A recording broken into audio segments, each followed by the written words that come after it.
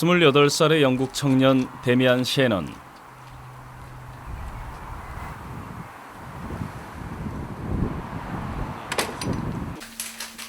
개방대학교를 졸업한 그는 지난 2012년 옥스퍼드대 석사과정에 합격했습니다.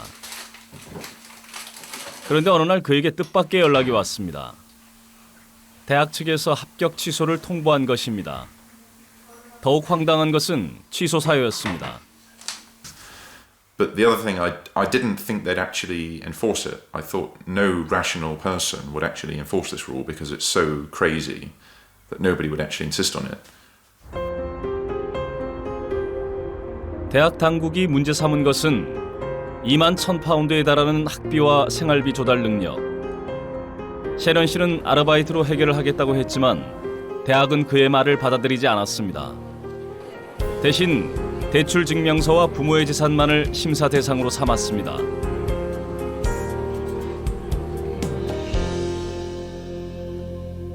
홀어머니 밑에서 자라난 셰넌 씨. 당시 그의 어머니는 재정 파탄 상태에 있었습니다. 결국 합격이 취소된 그는 다른 해결 방법을 찾았습니다. 옥스퍼드 대학을 법원에 고소한 것입니다. The university's argument was always that unless you have the amount of money we tell you you need, you're not going to be able to complete your studies because you're going to run out of money and that's it, you're going to have to drop out. That was always their argument. But then the closer we got to court, the more they had to reveal about how they'd actually chosen the figures they were using. So some of the figures were just nonsense. 스스로를 변론하면서 외롭게 싸운 끝에 재판에서 승리를 거둔 셰넌 씨.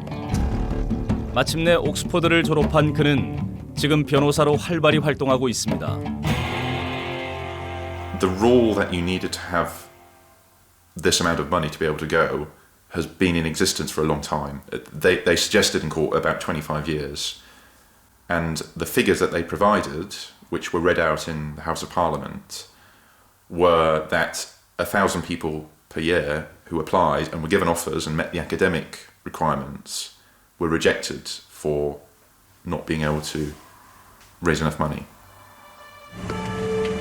부모의 재산이 많아야 자식이 대학에 합격할 수 있는 시대. 이는 단지 영국만의 문제는 아닙니다. 미국 명문대학교에 재학 중인 학생들의 소득계층 분포를 살펴보면 이런 경향이 두드러진 것을 알 수 있습니다. 미국 명문대 전체 재학생 가운데 하위층에 속하는 학생은 10%도 되지 않았습니다. 최상위 계층 출신이 전체의 74%를 차지하는 것과는 대조적인 결과입니다. 한국도 상황은 비슷합니다. 2009년 명문대 학생을 분석한 자료에 따르면 하위층 학생은 14%에 불과했습니다. 가장 큰 비율을 차지한 것은 최상위층 출신이었습니다. 부모의 재산이 대학 진학을 결정하는 것. 이것은 세계적인 현상입니다. 그런데 교육 불평등, 특히 대학 진학에서 발생하는 불평등은 심각한 사회적 문제를 낳습니다. 바로 미래로 가는 사다리를 끊어버린다는 것입니다. 그것도 학생들 스스로가 말입니다.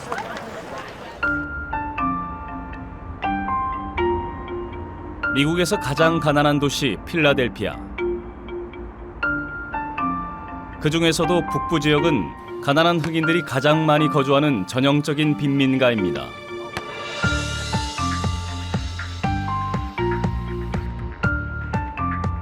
이곳에 위치한 스트로베리 고등학교. 이 학교 재학생들 대부분은 최하위 계층 출신입니다. 가난과 폭력에 고스란히 노출된 학생들. 학교도 그들에게 울타리가 되어주지 못합니다. 2012년 필라델피아 교육청이 발표한 통계 자료에 의하면 이 학교 학생들 중 졸업장을 따는 사람은 전체의 42%에 불과합니다. One thing we talk to them about all the time, that education really can change your life because it's generational for so many of them. They have a very difficult time seeing what's possible for them. 최하위층과 중산층의 소득 격차가 큰 지역일수록 저소득층 학생들이 학교를 중퇴할 가능성이 높다고 합니다. 교육이 더 이상 가난한 학생들에게 미래에 대한 희망을 주지 못하기 때문입니다. It's difficult. I don't know. Well, when you're poor, you don't have many opportunities. That's just the way it is. Why is it that way? I don't know. But it shouldn't be that way when it comes to education. Everyone, regardless of their socioeconomic status, should be able to have a public, free, appropriate education. 가난에서 벗어나 보다 나은 미래로 가게 해주는 사다리 역할을 하는 것이 바로 교육입니다. 때문에 저소득층 학생들에게 교육의 역할은 더욱 중요합니다. 하지만 현실은 정반대입니다. 2013년 미국 정부에서 발표한 통계 자료에 따르면 소득이 불평등한 주일수록 학생들의 자퇴율이 높은 것으로 나타났습니다. 이런 현상이 문제가 되는 것은 이것이 단순히 교육의 문제로만 국한되지 않기 때문입니다. 교육 불평등은 다시 소득 불평등으로 이어지고 그 결과 끝없는 악순환이 반복될 수도 있습니다. But when that inequality becomes entrenched, that is to say, people from different generations don't change where they are in the socioeconomic hierarchy, then you begin to have real social problems and real political problems because divisions in society harden, they become less permeable, and different groups become more resentful of other groups in society, and that can present real problems for democracy. 억만장자들의 순위를 체계적으로 조사해오고 있는 미국의 경제 잡지 포브스지. 이 잡지는 매년 포브스 400이라는 이름으로 미국의 400대 부자가 누구인지 그 명단을 발표해왔습니다. 그런데 지난해 포브스 400에 선정된 부자들의 재산을 모두 합쳐보면 그 규모는 2조 2,900억 달러에 이른다고 합니다. 이것은 소득 수준 하위 60%에 해당하는 1억 8천만 명의 재산을 합친 것보다도 많은 액수입니다. 최상위 부자 몇 명이 부를 독점하는 현상은 미국만의 일은 아닙니다. 전 세계적으로 범위를 넓혀보면 상위 1%가 나머지 99%보다 많은 재산을 갖고 있습니다. 특히 상위 62명의 재산은 세계 인구 절반이 갖고 있는 재산과 맞먹는 규모라고 합니다.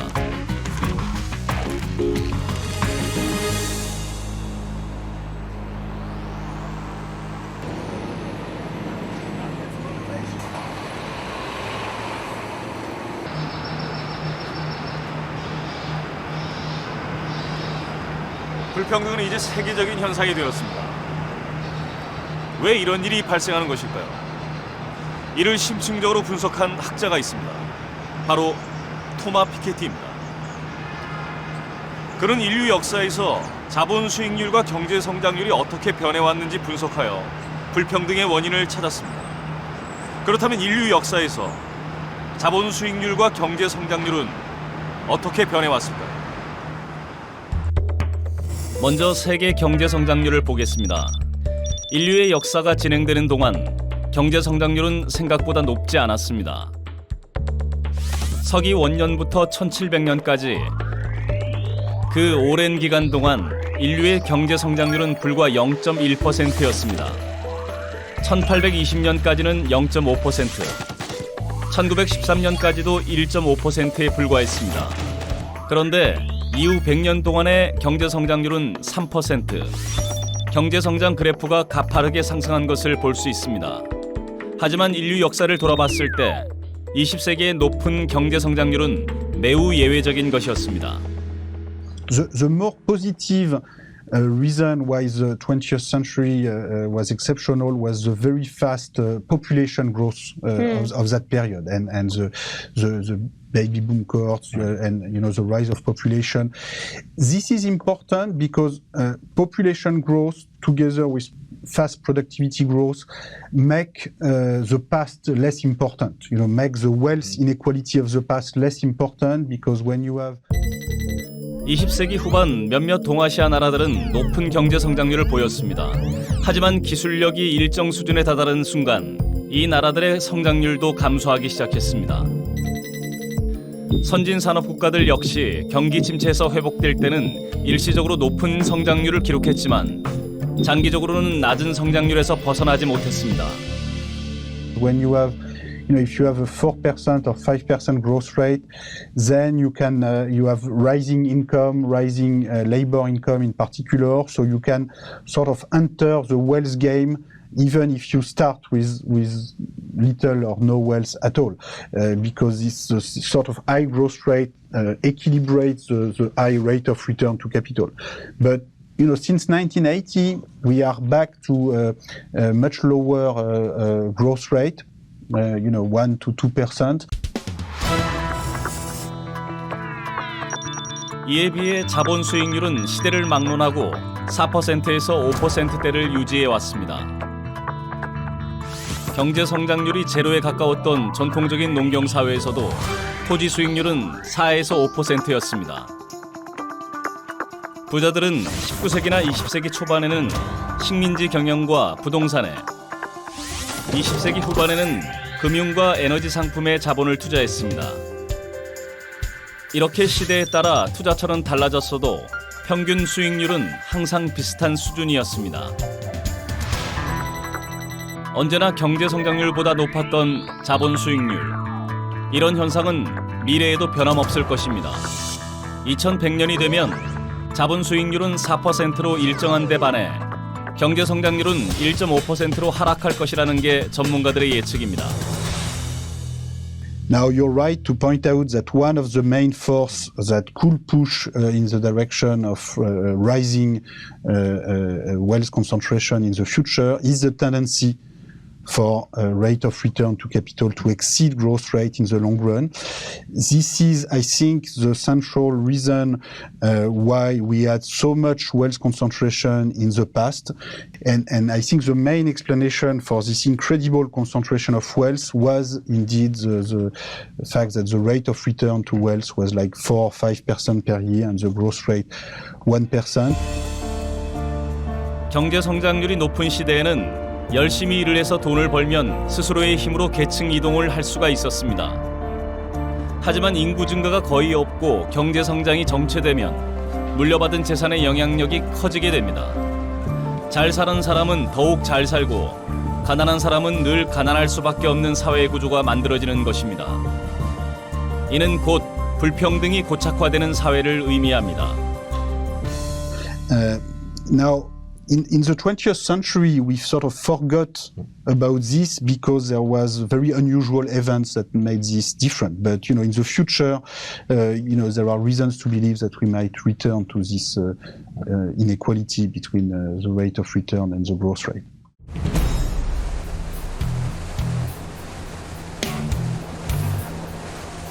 미국에서 불평등이 가장 심각했던 시기는 남북전쟁이 끝난 직후부터 대공황이 시작되던 때까지 일명 도금시대라 불리던 시기입니다. 독점 기업이 등장하고 부가 소수에게 집중되던 도금시대.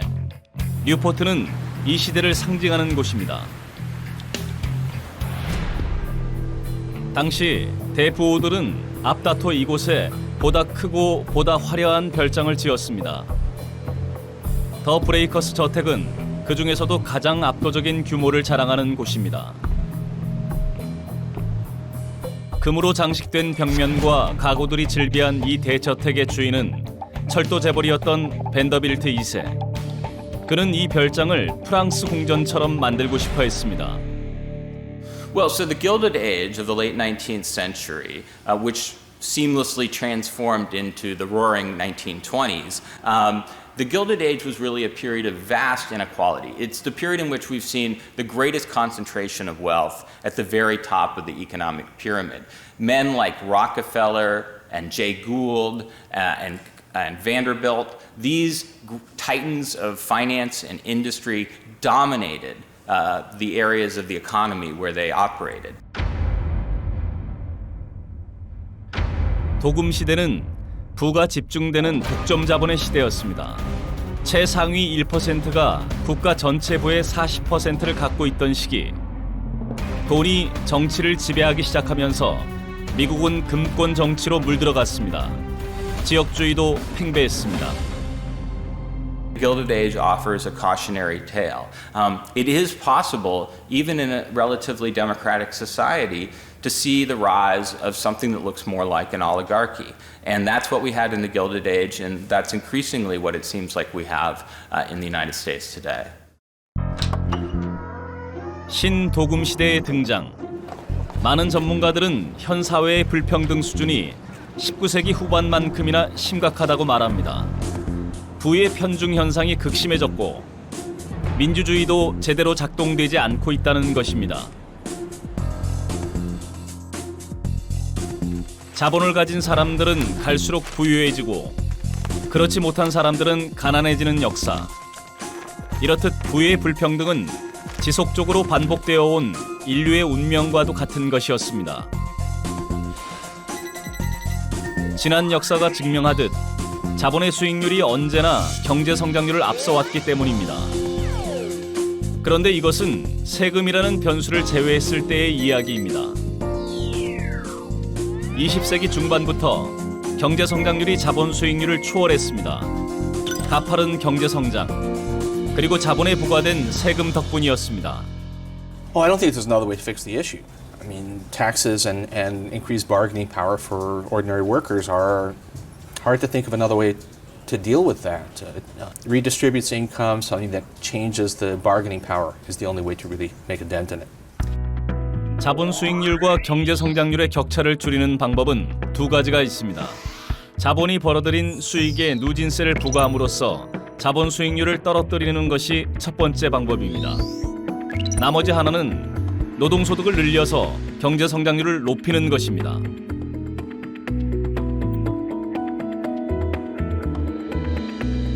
(1950s, 1960s) wages, including the minimum wage, tracked productivity as it should, but that's broke. That relationship broke by the late 1970s.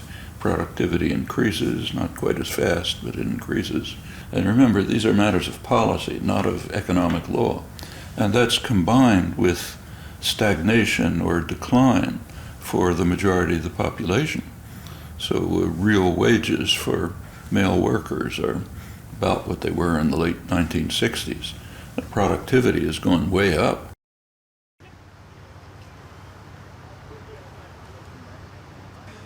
소득 격차를 줄이는 것은 저절로 이루어지지 않습니다. 정부 정책에 따라 달라집니다. 그리고 정부 정책을 결정하는 것은 바로 민주주의의 힘입니다. 그런데 우리는 흔히 정치가 경제와 분리되어 있고 민주주의는 자본주의와 별개의 것이라 생각합니다. 과연 그럴까요? 이제 민주주의와 자본주의는 어떤 관계인지 알아보겠습니다. 자본주의는 경쟁을 전제로 합니다. 1원 1표. 돈을 더 많이 가진 사람이 의사결정을 하게 되는 것입니다. 이에 비해 민주주의는 평등을 전제로 합니다. 1인 1표. 누구나 동등하게 의사결정에 참여합니다. 이렇듯 민주주의와 자본주의는 그 속성상 의사결정 방식에 있어 서로 대립되는 지점을 갖고 있습니다. Well, so if you look at the countries in which you have both capitalism and democracy, there have always been two possible sources of tension. Will use democracy to vote themselves more. So that's one concern that can happen. The opposite concern, and it tends to be people on the political left who worry about this more, is that capitalism will swallow democracy. 근본적인 불평등을 내재하고 있는 체제, 자본주의.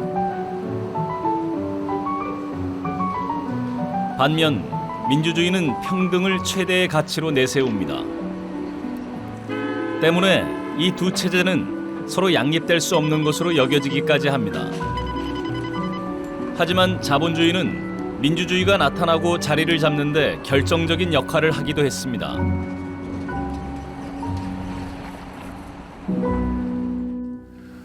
Am Anfang hat der Kapitalismus die Menschen aus der Feudalgesellschaft, aus der Hörigkeit befreit, hat sie sozusagen zu freien Menschen gemacht. Das war wichtig für die Demokratie.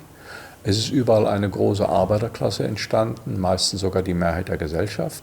Die hat für die Demokratie gekämpft, sodass dieser Kapitalismus für die Entstehung der Demokratie sehr wesentlich war.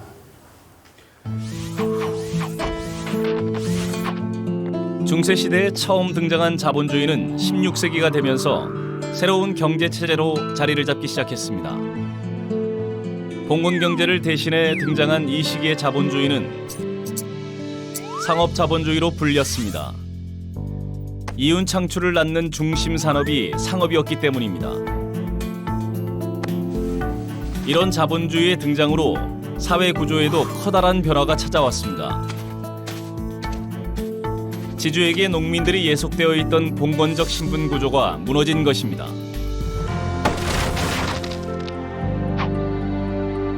19세기에 이르면 자본주의 형태는 다시 한번 진화를 맞게 됩니다. 영국의 산업혁명과 함께 산업이 중심이 된 자본주의가 탄생했던 겁니다. 교육받지 못한 시골 농민들은 교육을 받은 도시 노동자들로 바뀌었습니다. 그리고 이들의 등장은 민주주의를 발전시키고 앞당기는 역할을 했습니다. 당시 노동자들은 참정권을 요구하면서 적극적으로 정치에 참여하기 시작했습니다. 19세기 말 선거권을 획득한 노동자들은 자본주의에 대해 정치적 불만을 표출하기에 이릅니다. 오로지 이익만을 쫓는 자본, 그로 인해 야기되는 경제 불평등의 문제에 대해 정부의 개입과 규제를 주장하고 나선 겁니다. Markets allocate things and distribute incomes. Governments can say, no, no, no. I'm going to take this money from you and give it to somebody else. That's why these two systems are often in conflict. And they're in particular in conflict about distribution of income. Because again, if democracy really worked well, would redistribute much more income. We would have much more equality than we have.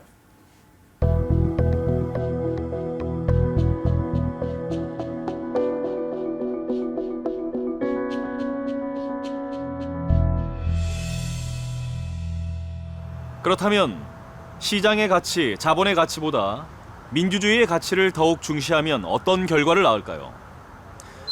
여기 1870년부터 2010년까지 소득 대비 자본의 비율을 나타낸 그래프가 있습니다. 이 그래프에서 소득 대비 자본의 비율이 유독 낮았던 시기가 있습니다. 즉, 국민 소득에서 자본이 차지하는 몫은 가장 적고 노동소득의 비중은 가장 컸던 시기입니다. 바로 1940년부터 1980년까지였습니다. 이 시기 소득은 모든 계층에 골고루 분배됐습니다. 경제 성장률도 인류 역사상 최고치인 평균 4%를 기록했습니다. 실업자도 거의 없는 완전 고용 상태가 지속된 이 시기를 우리는 자본주의의 황금기라고 부릅니다. 인류가 키워낸 자본주의라는 나무에서 모두가 비교적 공평하게 그 열매를 따먹던 시기. 그렇다면 이 찬란한 자본주의의 황금기는 어떻게 가능했던 것일까요? 역설적이게도 이 찬란했던 시절은 20세기 인류가 겪어야 했던 가장 참담했던 경험과 맞닿아 있습니다.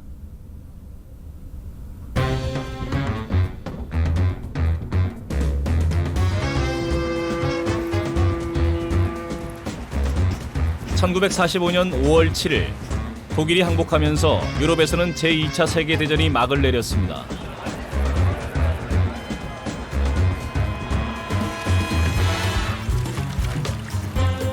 그해 7월 5일 영국 총선이 열렸습니다. 72%의 높은 투표율을 기록한 선거. 대부분의 전문가들은 보수당의 승리를 예상했습니다.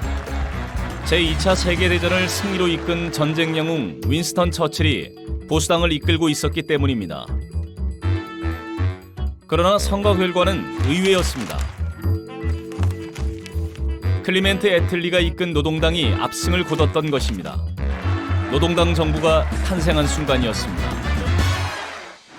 I ask from you all support that we shall need to carry us through triumphantly through difficult years to the great era which is opening before us.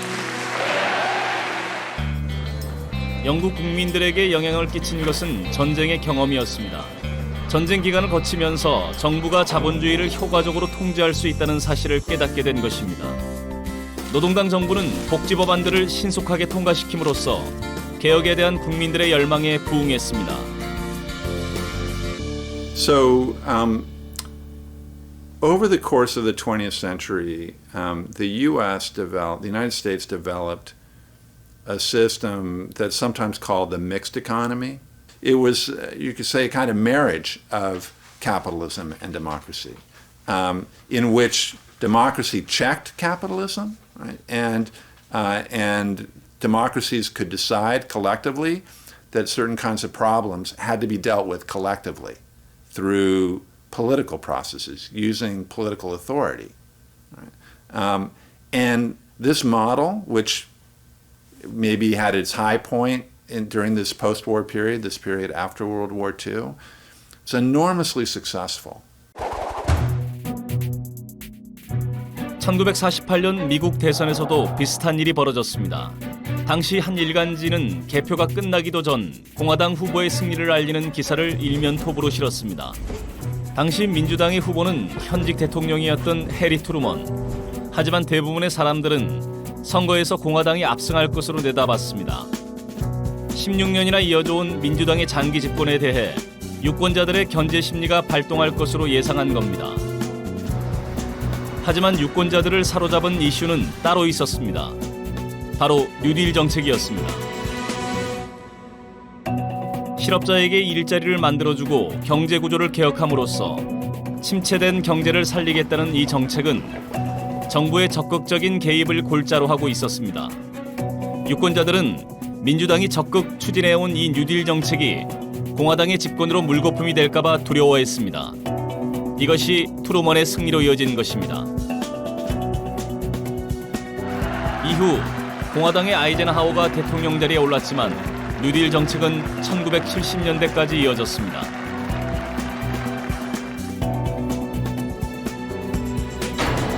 노조가 우리 산업계에 성공적으로 안착했습니다. 오로지 극소수의 보수 세력만이 노조를 파괴하고 남녀 노동자들이 각자의 판단에 따라 노조에 가입할 수 있는 권리를 빼앗을 추잡한 생각을 합니다. 이런 강경한 발언을 한 사람은 바로 공화당 출신의 대통령 아이젠하워였습니다.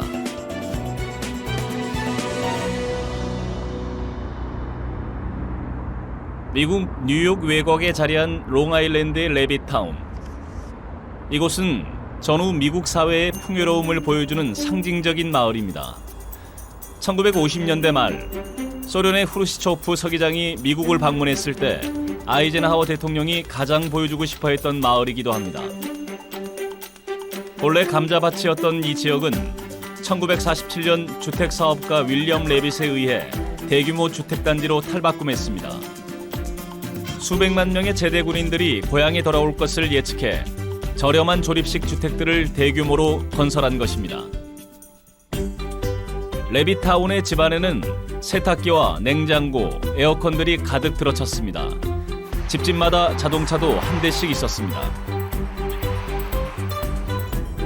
이후 미국 전역에는 레빗타운과 비슷한 주택단지들이 속속 들어섰습니다. 1966년부터 이곳에서 살고 있다는 베리 존슨 할머니는 당시를 이렇게 기억합니다. At the time, everything was great. Everybody was working, everybody was prosperous. Sad.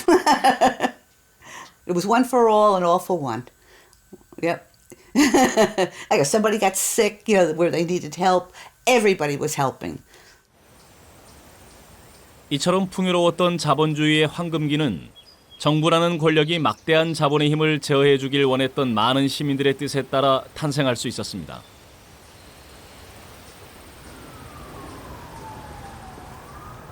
제2차 세계대전 이후 시민들에게는 견제받지 않는 자본주의가 정치, 경제, 사회 모든 영역을 위협할 수 있다는 믿음이 널리 퍼져 있었습니다. 대공황을 경험한 시민들은 시장은 항상 효율적이지는 않다고 판단하게 되었고, 전쟁은 국가와 시장에 대한 사람들의 생각을 완전히 뒤바꾸어 놓았습니다. 2차 세계대전이 일어나기 전에도 미국과 세계 경제는 대공황의 여파 속에 있었습니다. 이런 상황을 해결하기 위해 미국 정부는 경제에 대한 통제와 간섭을 강화해 나갔습니다. 뉴딜 정책으로 대표되는 이 경제 정책을 추진한 사람은 당시 미국 대통령이었던 프랭클린 루즈벨트였습니다. For too many of us, the political equality we once had won was meaningless in the face of economic inequality. A small group had concentrated into their own hands an almost complete control over other people's property, other people's money, other people's labor, other people's lives. Against economic tyranny such as this, the American citizen could only appeal to the organized power of government. Labour puts first things first. Security from war. Food, houses, clothing, employment, leisure and social security for all must come before the claims of the few for more rent, interest and profit.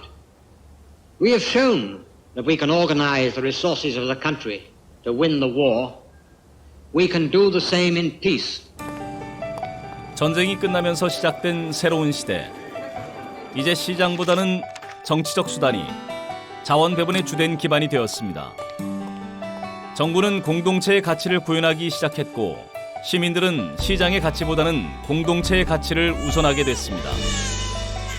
I know that that after World War II, that Americans felt like they were connected by the bond of shared conflict. And indeed, Europe emerged from the ashes of the World War with a strong sense of solidarity. And that solidarity was embodied in a common project of building prosperity.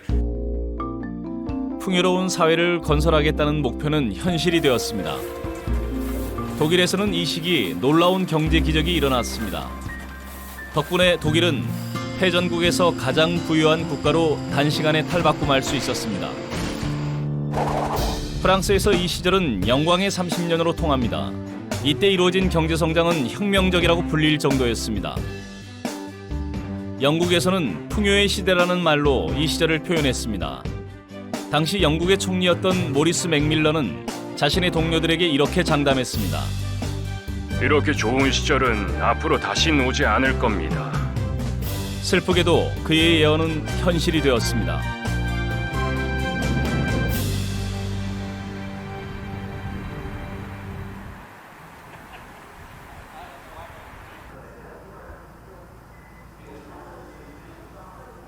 영국에서는 마가렛 대처가 총리로 당선되고, 미국에서는 레이건 정부가 등장하면서 역사적 흐름은 바뀌었습니다.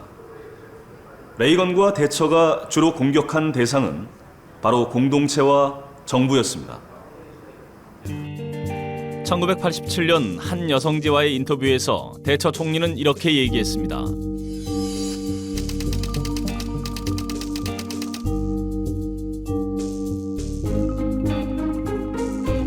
개인의 이익을 강조하는 동시에 공동체의 가치를 부정하는 발언이었습니다.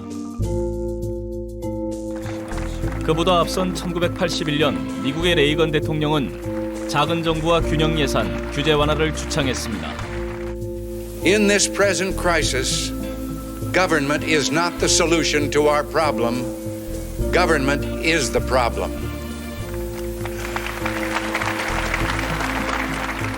정부와 개인을 대립시키면서 개인의 자유를 부각시킨 대처와 레이건. 그들의 발언은 정부가 더 이상 자본을 통제하지 않겠다는 선언이었습니다. And conservatives and the business community began to push back very hard against the systems of public policy that had developed in the post-war period, to argue for a shift towards markets. They became very critical of government's role in the economy. 다시 시작된 자유주의의 시대. 세금은 갈수록 축소되고 노조 가입도 줄어들었습니다. 1990년 공산주의가 붕괴되고 나서는 자본주의에 대한 정부의 통제를 공개적으로 주장하기도 어려워졌습니다. 그렇게 민주주의는 축소되었고 자본은 통제권을 벗어나기 시작했습니다. 그 결과는 자본주의의 황금기라 불리던 시기의 종말이었습니다. 불평등은 다시 심화되기 시작했습니다.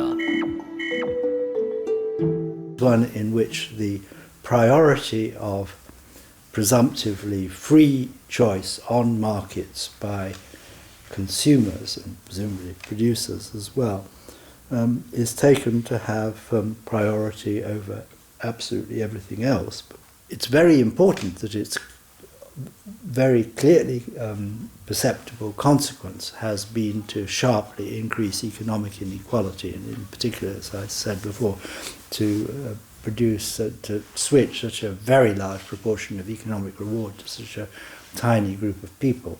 I think that is what is going to make that particular way of thinking politically unsustainable in the longer run. But it's a bit unsustainable in the same sort of sense as the governmental legitimacy of the People's Republic, in my view, is unsustainable. 그런데 여기서 하나 의문이 듭니다. 왜 시민들은 대처 정부나 레이건 정부의 신자유주의에 동의했던 것일까요? Some of it may have had to do with the aftermath of the 1960s, people distrusting government more, people distrusting authority more. A lot of it was a backlash to what was seen as the extreme growth of government, social policies, and the welfare state after the Second World War. 1968년 세계는 기성세대의 권위에 저항하는 젊은 세대의 외침으로 뜨겁게 달아올랐습니다. 금지하는 것을 금지하라고 외치며 학생들은 파리, 뉴욕, 베를린, 도쿄 등지에서 격렬한 시위를 벌였습니다. 그들이 요구한 것은 어떤 제약도 없이 자신을 표현할 수 있는 자유와 권리였습니다. 개인의 자유가 최대의 가치로 떠오르면서 이를 억압하는 정부는 비판의 대상으로 전락하고 말았습니다. 이 시기를 거치며 가장 개인적인 것이 가장 정치적인 것이 되었고 인권운동은 새로운 정치의 화두로 떠올랐습니다. 하지만 부작용도 있었습니다. 개인주의가 확산되면서 정부의 역할에 대한 사람들의 시선이 부정적으로 변한 것입니다. One important consequence of that, which Jacob Hacker and I are actually writing about in the book that we're just finishing now, is that we have a very inaccurate conversation about the role of government, right? So that it is people often talk about it as if government, that you either have freedom or you have the government coercing you. And most people want freedom. But it's not actually the kind of conversation that we need to have, because you need a lot of government for people to have freedom. 미국의 한 대학교에서는 정부에 대한 미국 시민들의 신뢰도를 조사한 바 있습니다. 그런데 조사 결과는 시대별로 큰 차이를 보였습니다. 1964년에는 정부가 모두의 이익을 대변한다고 믿는 미국인이 60%를 넘었습니다. 하지만 2012년이 되면 그 비율은 19%로 줄어듭니다. 시민 중 10의 8은 정부를 믿지 않는 시대가 된 것입니다. In the United States, we've forgotten why you need government, right? And how we got rich. We got rich with a lot of government and with a mixed economy. And so right now in the United States, the ideas of neoliberalism are dominant, even among people who think of themselves as being liberal or progressive or on the left. They celebrate the individual and they understand all the good that markets do, and they don't understand why you need a lot of government. 자본주의는 탐욕을 기반으로 합니다. 그런데 탐욕이 한계를 초과하면 공동체는 위협받고 자본주의는 몰락의 위기를 맞습니다. 그 예가 바로 1930년대 경제 대공황과 2008년의 세계 금융위기입니다. It produced a lot of damage. I think everybody knows it produced a lot of damage. Even IMF, even Mrs. Lagarde, the director of the IMF, even she says Washington Consensus, the New York is dead. No, I think that this experiment, sort of the second capitalist revolution, because that's what it really was, free capitalism from democracy, I think it failed. Now, to what extent can capitalism be controlled by democratic institutions? 그렇다면 민주주의는 어떻게 자본주의의 탐욕을 통제할 수 있을까요? 고삐 풀린 자본을 통제하기 위해서는 정부의 역할이 중요합니다. 여기 정부에 대한 나라별 신뢰도 차이를 나타내는 지표가 있습니다. 이 지표를 나라별 부패지수와 비교해보면 정부에 대한 신뢰도가 높은 나라일수록 부패지수가 낮은 것을 확인할 수 있습니다. 스웨덴, 노르웨이, 핀란드 같은 북유럽 국가들이 그런 경우에 해당합니다. Certainly the level of corruption in Northern Europe is the lowest in the world, not only of the government, but also, for example, things about avoid cheating on your taxes and various measures of trusting. By the way, Northern Europeans trust a lot, not only the government, they trust a lot each other. So they're a very trusting society. So not only trust between, say, a Swede and the government is high, but also trust among Swedes or among Danish. 그렇다면 정부에 대한 신뢰도와 경제적 불평등 사이에는 어떤 관련이 있을까요? 정부에 대한 신뢰도가 높은 나라일수록 세금을 내기 전과 후의 소득 수준 차이가 컸습니다. 이는 곧 세금 부과를 통한 소득의 재분배가 적극적으로 이루어지고 있다는 것을 뜻합니다. 신뢰도가 높은 정부일수록 적극적인 역할을 수행할 수 있습니다. 그리고 이는 불평등 감소로 이어져 다시 정부의 신뢰도를 높여줍니다.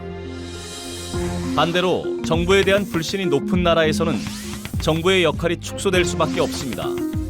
그에 따라 불평등이 심화되고 정부의 신뢰도는 다시 악화됩니다. 악순환 구조가 만들어지는 것입니다.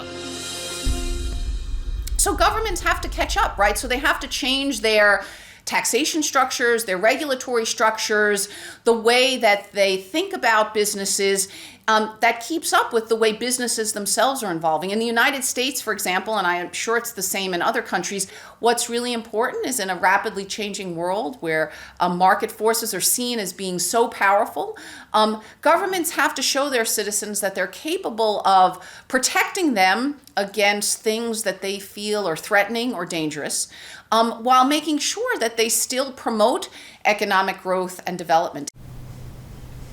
지금 우리는 자본주의의 위기 앞에서 다시 정부의 중요성을 말하고 있습니다. 하지만 우리가 말하는 것은 관료주의 정부가 아닙니다.